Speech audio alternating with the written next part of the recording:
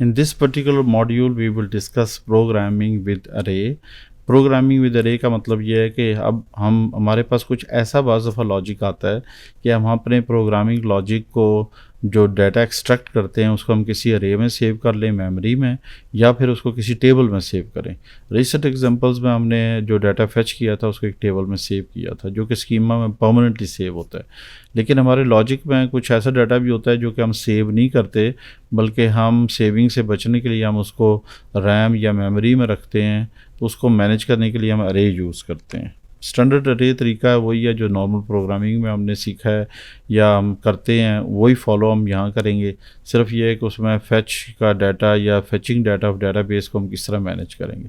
तो what is exactly N अरे, declaration of अरे हम कैसे करेंगे, VLSQL में बेसिक एग्जांपल्स करेंगे, एसोसिएटिव अरेज क्या होती है और कुछ एग्जांपल्स विद एक्सेप्शंस मैनेज करेंगे।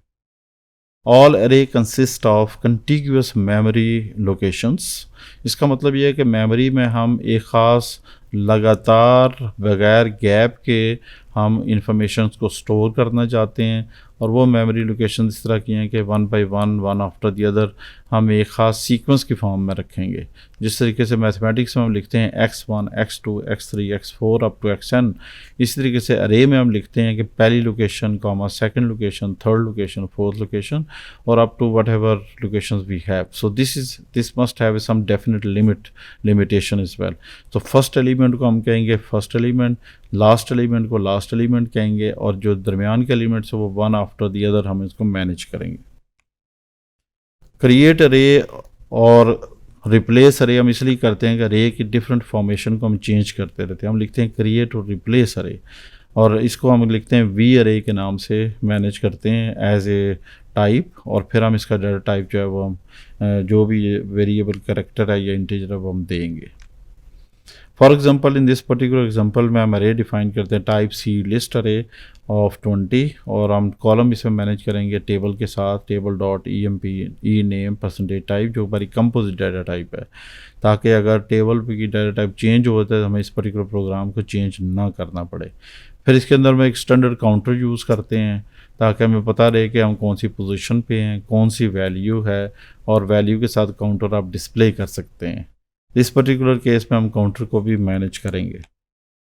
एसोसिएटिव अरे का मतलब ये है कि इंडेक्स बाय टेबल हम इस सेट ऑफ की वैल्यू पेयर्स को हम मैनेज करते हैं, और हम इसे लिखते हैं type name is a table of element, फिर हम उसको कहते हैं नॉट नल अगर करना चाहें कर सकते हैं, इंडेक्स बाय स्क्रिप्ट कहते हैं।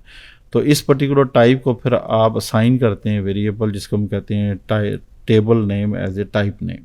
इस पर्टिकुलर केस में हम ये मैनेज कर रहे हैं कि हम किस तरीके से एक अरे को जो है वो डिफ़ाइन करते हैं, और अरे को डिफ़ाइन करने का मतलब ये है कि हम उसको इस पर्टिकुलर केस में इंडेक्स की फॉर्म में देखना चाहते हैं एज एसोसिएटिव अरे, और उसके बाद फिर हम ये देखते हैं कि सैलरी लिस्ट के नाम से हम अरे बनाते हैं, और इसमें ये जो वेरिएबल्स हैं इनको हम मैनेज करना चाहते हैं फ्रॉम वेरिएबल नेम के साथ, और फिर उसके बाद हम एक लूप लगाते हैं ताकि ये वैल्यूज़ जो हमने एसोसिएटिव की हैं, तो ये हमारे पास एसोसिएटिव वैल्यूज़ हैं, और इन वैल्यूज़ को हम कैसे असाइन करते हैं।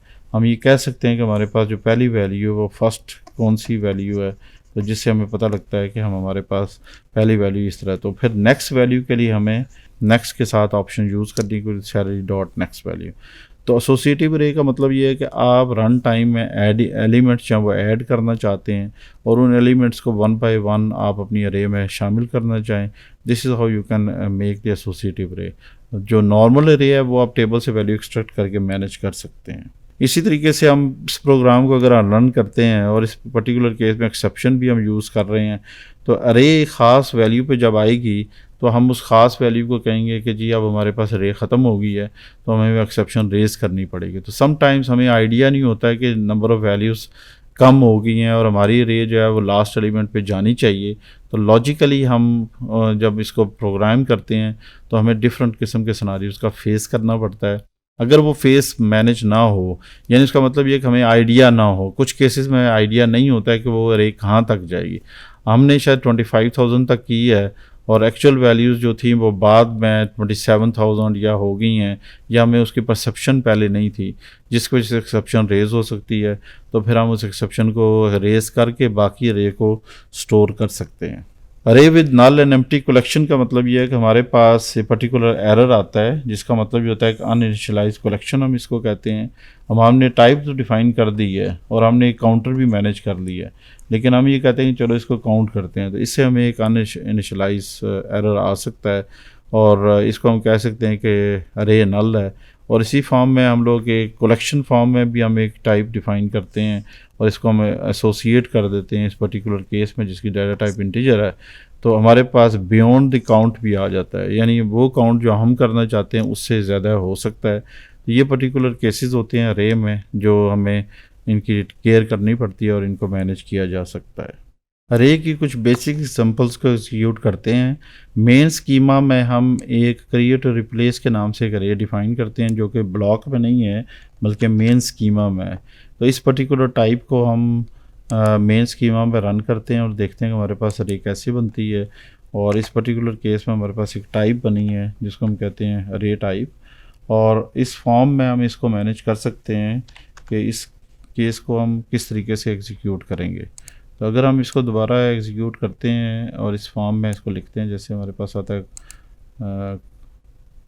इसको हम कंट्रोल सी कर लेते हैं और कंट्रोल सी को हम कॉपी पेस्ट करते हैं और देखते हैं कि हमारे पास अरे जो है वो एग्जीक्यूट कैसे होती है।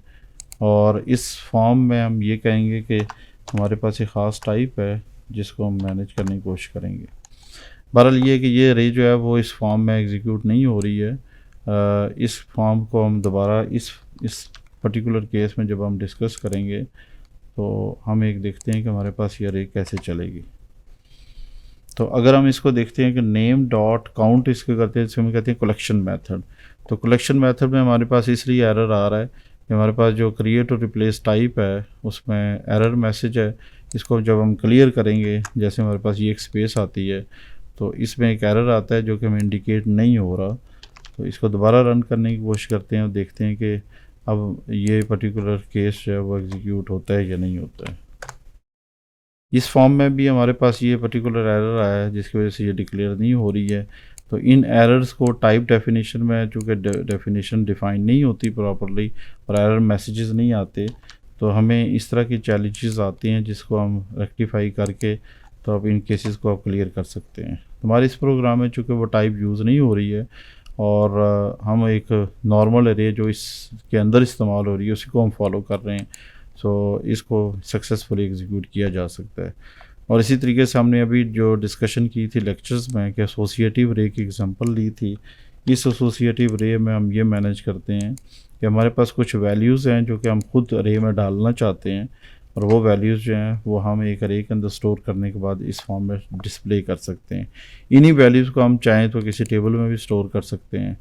इसी तरीके से हमारे पास नेक्स्ट एग्जांपल है, इसको भी किया जा सकता है और इस केस में भी हम देख सकते हैं कि हमारे पास ये पर्टिकुलर रो जो है वो in the form of arrays कैसे मैनेज होगी।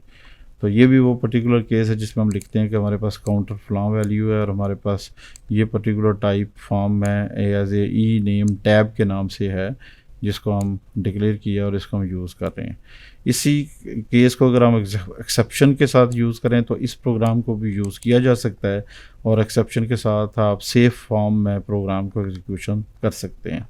तो पहला जो केस है उसमें ये कि क्रिएट और रिप्लेस टाइप नेम के नाम से हम इसको यूज़ करते हैं और ये इस फॉर्म में यूज़ मैनेज करते हैं कि वो एज ए वी अरे कैसे होगी। अगर उस पर्टिकुलर एरर को आप डिक्लेयर करते हैं तो फिर हमारे पास ये पर्टिकुलर प्रोग्राम एग्जीक्यूट हो जाएगा।